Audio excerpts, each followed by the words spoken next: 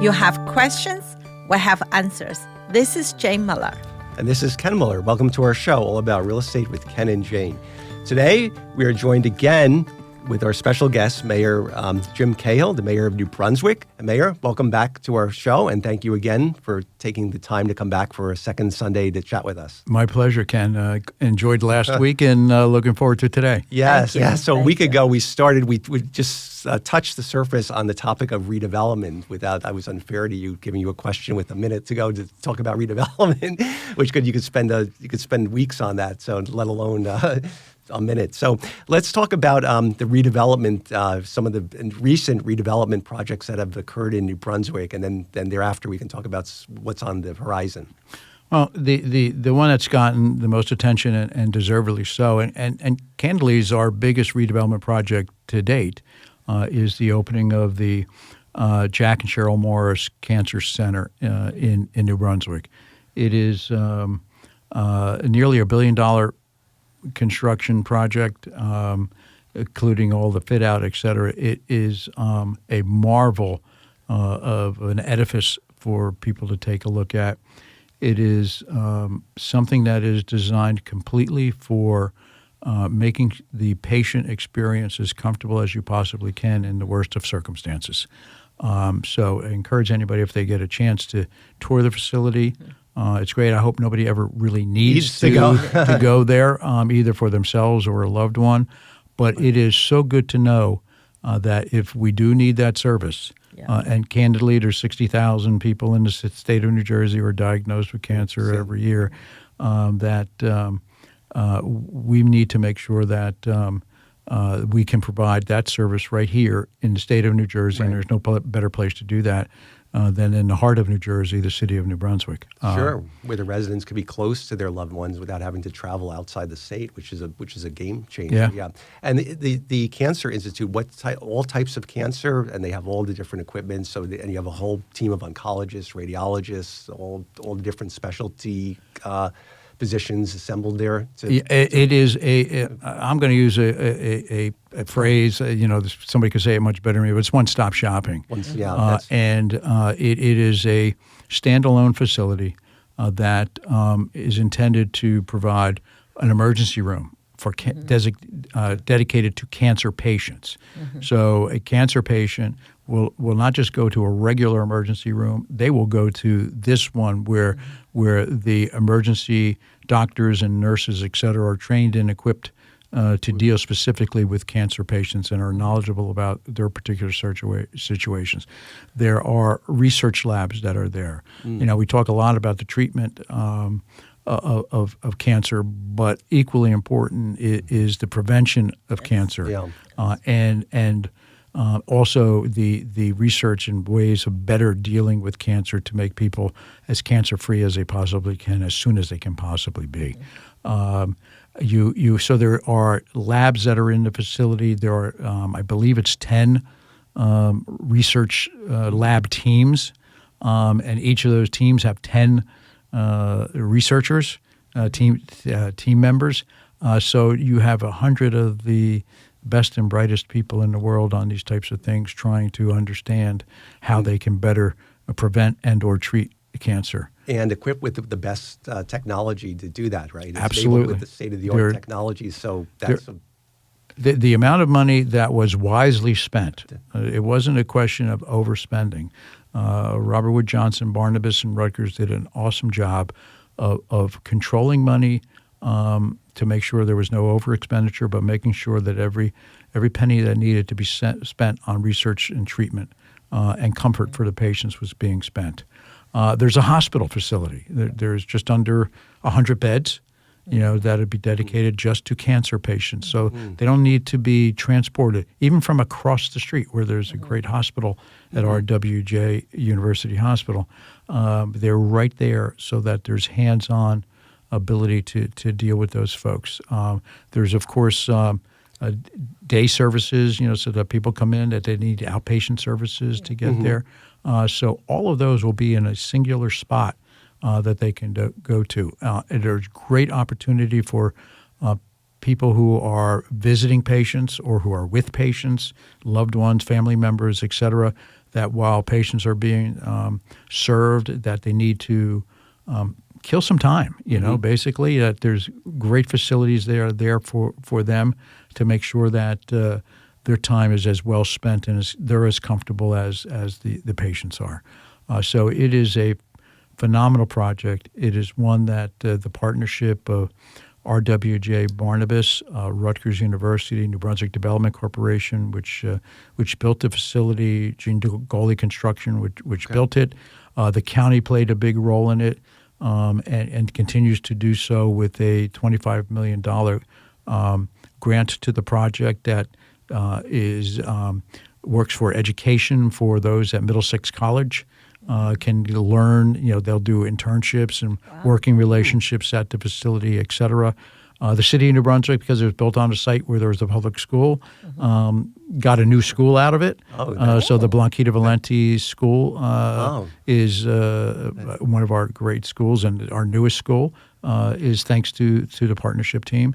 So the collaboration, and which is really what redevelopment and revitalization in New Brunswick is all about, and that's collaboration and partnership. And the partners in this one really stepped up and did a magnificent job. I think, as you said, right, when family has a cancer, it's very stressful. Yeah. So by having one place have so much, ready in one place, it's a big relief, because my father passed away because the liver cancer. Yeah. And we understood how stressful and have to go here and go there, and this is under the one roof. That's really good. And plus, for the family, they have a great transportation, great restaurant, great place to be. They can focus on fighting the cancer rather than worry about the other things. Worry about the transportation or how to get there or what to do there or the there's so much. Yeah, and having the facility itself, as you mentioned earlier, Mayor, the employment for the city and surrounding housing and people come all over to the facility. They're going to help the local economy dramatically. Like the mayor mentioned last week's show, you have not only the employment for the doctors, but you have all the different, you have from the neurosurgeons there to the oncologists, the radiologists, to the people preparing the meals, to the people that cleaning it, the security, the parking garages, but then it all goes out towards the surrounding community because they go to the coffee shops, the restaurants, and different entertainment venues. So it's a big win from that perspective for the city. And then the red housing, of course, of course, how can we? And for the education too, they have an opportunity. It's very hard to get internship. Yeah, it's extremely hard to get internship. So that's wonderful. They have that opportunity. Yeah. Well, it's the driving force. Dr. Steve Labuti, who's the director of the Cancer Center. This is a mission that he's been on for a considerable period of time. Worked tirelessly with his team. He's got an outstanding team of people and develops the mantra there that it's all about making sure that patients get the absolute best care. So Rutgers University, Rutgers Health are a tremendous partner, not only in this project, but in so many things that we do here in the city of New Brunswick. Yeah. Well, having a Rutgers in the New Brunswick is a great help. Our daughter, we just mentioned, going to Rutgers in September. Yes. It's we're so happy, so close campus. by. Yeah. So you're wearing the red for the Scarlet Knight. Yeah, that's right. That's for Rutgers. Yes. Rutgers has done a remarkable job, particularly in recent years, that the transformation of the College Avenue campus has been tremendous with the development, all within the last 5 to 10 years. The Honors College, the Yard, it's beautiful. The academic building that's next to Honors College, their partnership with the Theological Seminary, which resulted in the Theological Seminary getting a new facility out of that and being able to rehab their library and which is a magnificent building there. So the campus has really taken on a new look, and with that, a new energy. The amount of participation and interest in going to Rutgers, we see that they now really do attract the best and the brightest students from around the country, and particularly and thankfully here in New Brunswick. Here in New Jersey. Sure. I think sure. they got a 60,000 plus They had application. about 60,000, and then then it's I don't know the overall acceptance rate. Then for the college that she's going to, the honors, it was like I think it's 5% or something. We're not quite sure, but it's very competitive. But it's very We competitive. know, Just yeah. Rutgers alone is a very competitive Yeah. school. Yes, It's it top is. 40, and it's probably going to even be higher as the years. It's just adding so much Yeah. to the resources. Yeah. So that's one of the redevelopment projects. Do you have any others in that recently occurred, or that you want to? Well, we cut the ribbon down the street from there with an ambulatory care center that R.W.J. Barnabas had built. We refer to it as Plum 2. Mm-hmm. We don't necessarily always have catchy names. Plum 1 was named so because it was on Plum Street, and Plum 2 happens to be across the street, so it became easy. But that's a magnificent, I think it's a 15-story building that R.W.J. Barnabas will be providing ambulatory care services and other healthcare opportunities that at that facility. We cut the ribbon on that just a few weeks ago. As we get down to the train station area in New Brunswick and downtown, before the end of this year, we'll be cutting the ribbon on the New Jersey Innovation Center, which is about a $750 million project. It'll have about 120,000 square feet of innovation and entrepreneurial type of space that'll be in it. It'll house Rutgers will be operating a translational research facility there. It'll be the first of its kind in the country, and it's devoted to the research of how they can facilitate and more effectively get new innovations and discoveries from the laboratory to bedside and implementation. So that's exciting. And Rutgers Medical School will be relocating its facilities to that site. So we'll be cutting the ribbon, anticipate before the end of this year. A real game changer for us in New Brunswick will be Nokia Bell Labs will be coming to the same site. We call it the Helix. It's a 3-phase project. Nokia Bell Labs is a 370,000 square foot building. And if you're not familiar with Nokia Bell Labs, they are one of they are probably the leading entity in the world in innovation, patents, Nobel Prizes in discoveries that they make. And that's over the last 75 to 80 years. So from transistor radios to the latest and greatest technology in quantum computing, et cetera, these are the folks that are working on it, inventing it, and improving on it. They'll be relocating to us. We'll start construction. We'll probably do a groundbreaking within the next few months, and then it's a complex building to build. Yeah. So it'll take us a little bit longer to get it done, but I would think that by 2028 at the latest we'll have them in the city of New Brunswick, and that's 1,000 to 1,100, literally of the best and brightest people in the world who will be relocating to complement New the Brunswick. Cancer Institute. It's really you're going to have the research for the technology, and then the research for the cancer, and the innovation center next to it. There is no doubt in my mind that it is the commitment of the state of New Jersey. The partnership that's involved in the Innovation Center of Rutgers University, Robert Wood Johnson Barnabas, Hackensack Meridian, Princeton University is involved in it.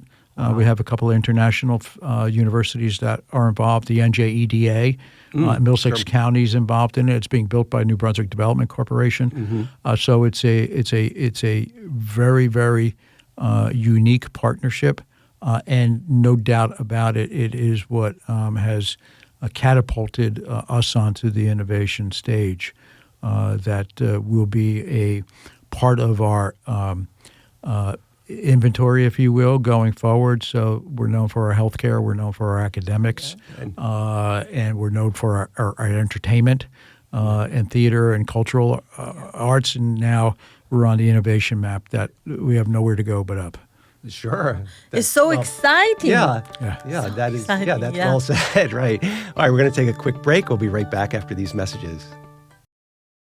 Okay, welcome back to our show. We're joined with Mayor Jim Cahill, the mayor of New Brunswick. So, Mayor, we were talking about the redevelopment and how that you're tying in not only the state-of-the-art cancer center, and now you've got in the future what's going to be built in the next couple of years is the innovation center for high-end for Nokia for the research and development of everything, whatever the next phase they come up with, quantum mechanics or whatever, but that'll probably tie in with the medical equipment because as they develop things, they'll probably implement them in the cancer center. So it all one hand washes the other, so to speak. It really is. The intention is to put these people together, and through, oftentimes when what we've learned, and of course I'm not the best person to talk about this stuff, but if you look at some of the research laboratories that exist today, they're spread out. People don't interact, but sometimes the greatest thoughts and ideas are because people got together over a cup of coffee or over lunch. They just happen to be bumping into each other, and they start talking. And if you put the right people together, great innovation can happen. So this synergy that's being created is intentional. And so we're looking forward to that, and we're looking forward to phase 3, which is could break ground. We're going through the approval process. We'll probably start that before the end of the summer. So more likely than not, break ground next spring. But that will be an office facility of about 100 to 120,000 square feet, which will serve as a podium for about 200 plus units that'll be residential units that'll be built on top of it, which will have a 20% set aside for low and moderate income, and the rest of it will be fill into our upscale housing type of programming that we've done over the years, and also addressing that same need. We have a developer in town, Borai Development, that owns a large part of the block that's across Spring Street from the current site. And they have an old parking garage that serves their properties, and that's going to be demolished. And in its stead, they're going to build a 300-unit residential building. 20% set aside, or 60 units, will be for low and moderate income individuals. And on the ground floor, there'll be some retail to service the community, et cetera. So we're looking forward to that. And that's the type of things we talked about last week, where there's this spillover economic driver that these things have, that they, while they're phases 1 and 2 of the Helix did not provide residential, but phases 3 and the opportunity for a developer that's been in New Brunswick now for decades to advance yet another residential building, again, providing housing for all income levels. And all of that will be running parallel to the renovation of our historic train station that's across the street, which is now over 100 years old and on the National Registry for Historical Landmarks, and working in partnership with Middlesex County, the county's Improvement Authority, and New Jersey Transit and Amtrak. We're going forward with a $70 million renovation of that, paying, of course, honor and respect to the historic nature of the existing structure, but trying to add to and renovate in a way that provides for a very comfortable commuting experience for those that need to take the train.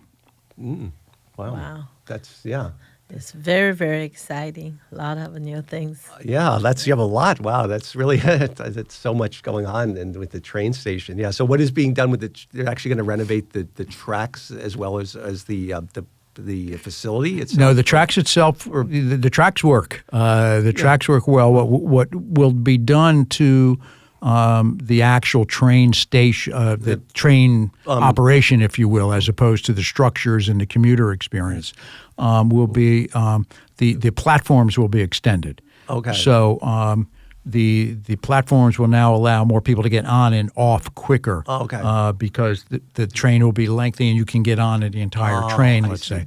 So one of the reasons that's advantageous to us is Amtrak runs facilities and runs trains, and because of the the longer distance that they do will now, and they will now be having more stops in the city of New Brunswick because we'll be able to better accommodate their larger trains. So for those folks that New Brunswick is a destination now that people are coming from Washington and Boston, which Amtrak serves, but more importantly, Philadelphia and New York, that we can get people there and people back here quicker than we ever have been before.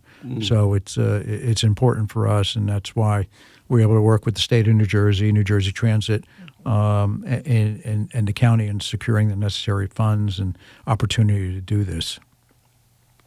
Wow. Yeah, that's fantastic. Wow, that's so much redevelopment. So, with the remaining time we have left, let's talk about your future vision. So, can you think of anything? If you had to imagine New Brunswick in 10 years from now, would there be anything in your mind that you'd like to see in addition to what's all these other great things that already happened or going to happen in the near future next year? Well, I think we're on a path, that we've set for quite some time. That as long as we stay true to the vision and the mission, that New Brunswick will continue to be a place that will be diverse, that celebrates its uniqueness, that cares about the people that we serve, that will continue to enjoy the great partnerships that we have at every level. And, it's not just the redevelopment partnerships we have; it's the community service partnerships. It's those that help to serve those most in need, et cetera. And the interaction with those folks. That's what makes New Brunswick a different place. There's it's one of the things that I've realized in my entire life, and particularly in growing up in New Brunswick. New Brunswick is a place that celebrates its diversity and cares about one another, and they look for common ground in the things that they can achieve, as opposed to looking at what makes us different, and then nitpick on the difference.